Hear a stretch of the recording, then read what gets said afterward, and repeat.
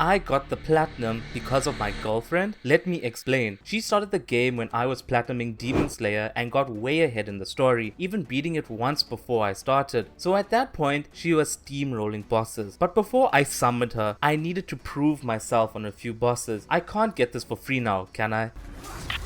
Each boss has a trophy linked to it for beating them, so that's exactly what I did.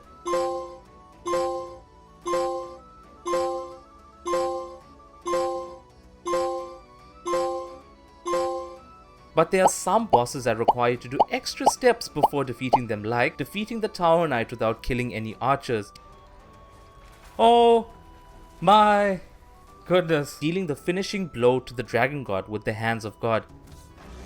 Let's go. Defeating the Penetrator without Bior dying. Lock on first, okay. Well, it seems all good. Brother in arms. Nice. Rolling through the bridge before the Fool's Idol Gate.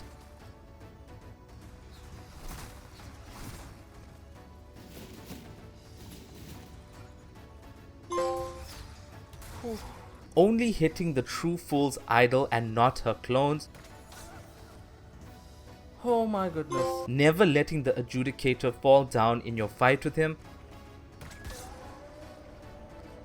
Alright, Adjudicator. And ending Maiden of Strya without killing her simp, Garl Vinland. While I cheese this entire boss fight, I want to thank you for watching this video, and I do hope you enjoyed the rest of it. And just a reminder that it is November, which means that if you have the ability to grow a mustache, grow one out for the month of Movember. Alright, let's just dive straight back into this. After defeating a boss, they will give you their demon soul, which you can consume for souls to upgrade, or better yet, buy spells and miracles for a trophy. There is a special soul that we need for another trophy, Road to Possibilities. One of the hardest and aggressive bosses in Demon Souls is the Flame Lurker. It took me a few tries to beat him while getting help in New Game Plus. It gives you the Searing Demon Soul, which you need to give to Ed the Blacksmith in 2-1 to pop the trophy. This allows you to craft boss weapons using other demon souls. Before we continue, we need to speak about world and character tendency. It'll be quick, trust me. Basically, the more good you do, the more white your world becomes. The more bad you do, the blacker it gets. Now that sounds a bit racist. Anyway, killing bosses pushes you to white, and dying in body form pushes it to black. Different events happen on different tendencies, such as in 5-1 on pure white, a ladder appears for you to climb and get the weapon Estorella for a trophy. In 4-1 in pure white, a samurai asks you to find a sword to return to him. This sword becomes available in 4-2 in pure white. Once you give it to him, the trophy pops and he aggroes onto you. You don't really need to kill him for the trophy, but he cannot disrespect you like this, so we need to put him in his place.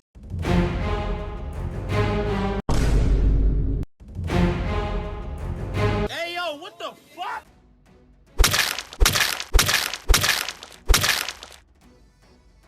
Character tendency is similar but has no effect on world tendency and vice versa. The more evil you do, like killing non-hostile NPCs, pushes your character to black, but killing certain black phantoms, which are evil phantoms, will push your character to white. Remember this later for a trophy. Now that that's over, it's time to defeat the final boss, Old King Allant. Fight back, nigga! Fight back, nigga! Fight back! Fight back! After we gave Allant the worst 3-way of his life, we gained the trophy and were one step closer to finishing the game. Once that's all over, we are taken down to the Nexus. We end Allant's worthless life, pull his sword Soulsborne out of the ground and walk away. Now with this sword, we need another one to pop the trophy, Legacy of Kings. We need Soulsborne, King Allant's soul, and Demon Brand. To get Demon Brand, we need to get the Mausoleum key from Ostrava by killing him or finishing his questline in 1-4. Once we have that, we head to the Mausoleum, defeat the Red Eye Knight, and challenge Old King Doran. He has one of the highest health pools as an NPC, but we don't need to kill him for Demon Brand, just damage him enough so that he thinks you're worthy. Yes. Take these two swords and the boss soul to Ed so that he can craft the Northern Regalia for you and pop the trophy. Remember how I said we don't need to kill Doran 2 sentences ago? We don't need to kill him. Well, I lied. You can't keep getting away with it!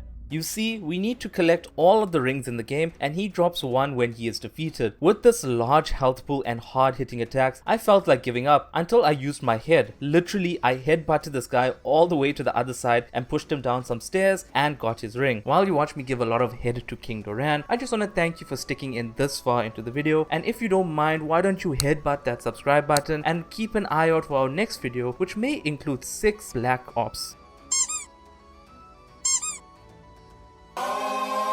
Majority of the rings are easy to find around the world. Some are a bit trickier, like the Sodden ring, which can be found in Pure Black World 3. Others you'll need items to trade with Sparkly the Crow in 4.1 to get rings, like the elusive Pure Bladestone and Gold Coin, which have a very low drop rate. I felt hopeless for this grind until my girlfriend came to the rescue and dropped me the coin, and her brother dropped me the Pure Bladestone. Aren't they the best? She wanted something in return though. After going through all of that, I helped her fight a boss for the Return to Form trophy. Now the last 2 rings I need are the Allies ring and the Foes ring, which are both connected to character tendency. For the Allies ring I needed pure white character tendency, and Foes ring I needed pure black. Simple enough, right? Well, in my case, yes. For the Allies ring I asked my girlfriend to invade me a few times so I could kill her and get the character tendency to white. After that I spoke to the Monumental and he gave me the ring. After gaining his trust, I went on a killing spree, killing NPCs and lowering my character tendency to black. Once I was pure black, a NPC Mephistopheles will appear after you kill Yurt. Remember this guy? Well, if you save him, he will kill your NPCs, so I did the only right thing here.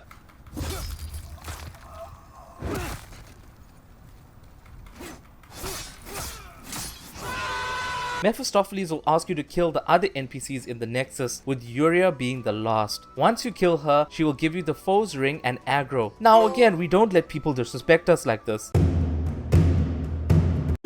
Now you may be thinking that the hard parts are over, but we are only in for a grind here. The thing is, you cannot platinum the game in one playthrough. You need at least 2 or 3 depending on if you have PS Plus to back up your save. The main reason for multiple playthroughs is for 2 trophies: Sage's Trophy for learning all spells and Saint's Trophy for learning all miracles. In order to learn spells and miracles, we need to save Sage Freaky, Yuria the Bitch, and Saint Kurt Cobain. A trophy will pop for each of them when you save them. These spells and miracles require boss souls to acquire, and you get these boss souls by defeating bosses. There are 3 boss souls that can be used to buy miracles and spells. That's the Dragon God, Old Monk, and Maiden Astraea, meaning you'll need to beat the game again, load up a save file to buy the miracles, reload the save file, and then buy all the spells, which is exactly what I did. After I finished the game again and got the bad ending where I curb stomped the Maiden in black and acquired the power of the Old One, popping the trophy. The final trophy I needed for the plat was for me to invade a player and defeat them, and I'm guessing you know who that may be. So yeah, as I put my summoning stone down, we're gonna have like a little epic battle to just duel it out, because this is the final trophy that I need to get the platinum. And then after that, she just decides to stick it up me and 2-tap me like it's nothing. I mean, like, we have like maybe a 30 level difference, but still. After that, I summoned her again, and this time I was gonna get my revenge, because like I said, no one disrespects. After going for our second practice round that did not count at all, we finally have a good old-fashioned duel with magic and swords, and after a few close calls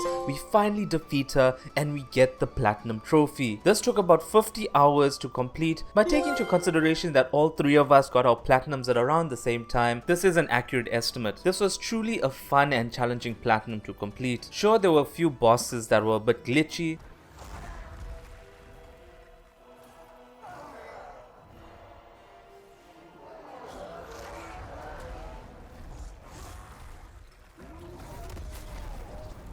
but the overall aesthetics and the visuals of the game really carry it, and I honestly recommend everyone who wants to get into the Souls games start with this. This is basically one of the easiest Souls games to begin, and I know that from experience because I've tried Bloodborne and Sekiro and Elden Ring, but I've never finished them. But I know for sure that there will be videos coming out on those games and the other Souls games. Anyway, thank you so much for watching and staying till the end, and for everyone that stayed till the end, here's a funny clip that me, my girlfriend, and her brother got fighting the old monk. So the monk fight is a bit special than the other fights, where a player can actually invade you and become the actual boss fight itself. So we had a player invade us, and we're helping each other get like the trophies and the souls for the platinum. And now over here, like, we just jump him. All three of us just go balls deep into him and just try and attack him as much as we can. And I just feel bad. I honestly just felt so bad because just you can just see his health go down so quickly, because I don't know if they're like a little bit lower level than us, and they did heal a bit, but that honestly just didn't help. And yeah, that's honestly just the clip, and we got the soul for that. Yeah, I'm sorry to the guy who invaded us at that point, but yeah, you made it to the video.